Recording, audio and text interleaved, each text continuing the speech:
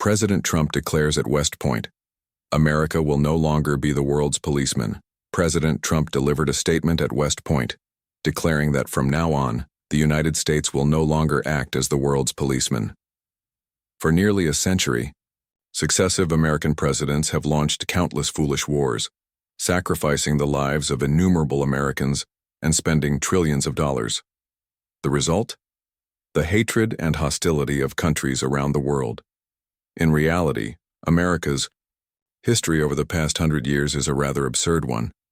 On the one hand, it has constantly acted as the world's policeman, interfering in the affairs of other nations, spending vast sums of money, and waging numerous bloody wars. Yet in the end, it found itself unsure of who its real enemies were. In many of these countries, the so-called military could quickly become civilians, and those civilians could just as suddenly turn into terrifying fighters. Americans have sacrificed possibly over 1 million lives and spent tens of trillions of dollars, only to end up being hated by almost every country, such as Iraq, South Korea, nearly the entire Arab world, as well as nearly every country in Latin America and Africa. All of them deeply resent the United States.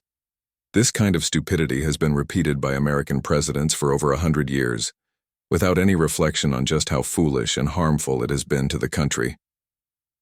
Yesterday, during his speech at the West Point graduation ceremony, Trump declared to the world, "From now on, the United States will no longer act as the world's policeman, nor will it do thankless work that brings no benefit." For so many years, America has gone around protecting other countries' borders, while its own borders, from the Clinton era through the Obama years and into Biden's 12 years, have been invaded by millions of illegal immigrants, and the government has not deployed a single soldier to defend the homeland. Now, Trump wants to change that. He wants to protect America's own borders, which he sees as the military's most important mission. As for other countries, he says, "I will do business with you, whether you're democratic or not, whether you believe in a different religion or dislike my country. I won't engage in ideological nonsense anymore. You live your life. I'll live mine. But I will firmly defend the territorial integrity of my nation." This is Trump's core philosophy. Take the Korean War, for example. Under President Truman, nearly 300,000 Americans died, and untold sums were spent. Then came the Vietnam War, which was unwinnable from the start. Although it appeared to be the Vietnamese fighting, in reality, it was the Chinese providing the manpower and the Soviets supplying the weapons, just like the Korean War. Under such circumstances, how could the U.S. possibly win? Moreover, in Vietnam, soldiers could be in uniform one moment and in civilian clothes the next. In such a situation, where civilians are also combatants, you don't even have a clear enemy. Later came even worse disasters, the wars in Afghanistan and Iraq. These so-called wars on terror may have been the dumbest wars humanity ever invented. No clear goal, no clear enemy. It was like using missiles to kill mosquitoes. You could say the Bush family ruined America, especially George W. Bush, who was clueless about how to deal with terrorists. When bin Laden attacked the U.S. and brought down the World Trade Center, all it would have taken to eliminate him was a 50-man special ops team and a budget of $1 million.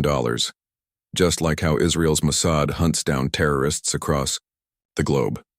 They would have gotten him, perhaps spending even less than $1 million. But what did George W. Bush do?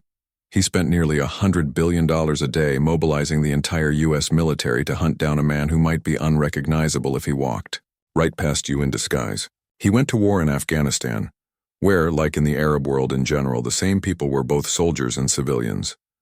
To defeat them, you'd have to kill them all, and in doing so, you'd be committing mass civilian casualties, violating international law and becoming a war criminal. A war like that can never be won. Then came the Gulf War and the Iraq War, both even more ridiculous. The cost of maintaining a single aircraft carrier battle group was over $100 billion per day. In the Iraq War, the U.S. spent nearly $12 trillion over 12 years just to sustain operations, essentially draining its entire GDP. And what was the result? Heartbreaking. The U.S. merely removed Saddam Hussein, the only strongman in Iraq capable of controlling Islamic extremists and maintaining a semblance of order. With him gone, the entire Middle East became a powder keg. The extremists, the ones who hate America the most, grew stronger, fueled by American money, military power, and protection.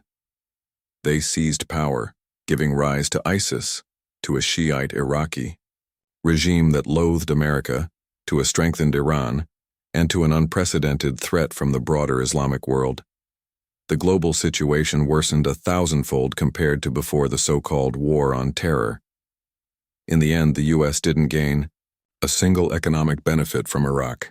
Instead, it nurtured terrorist regimes and spent $12 trillion, sacrificing the lives of thousands, possibly tens of thousands, of American soldiers. And the real winner? China. Yes, you heard right.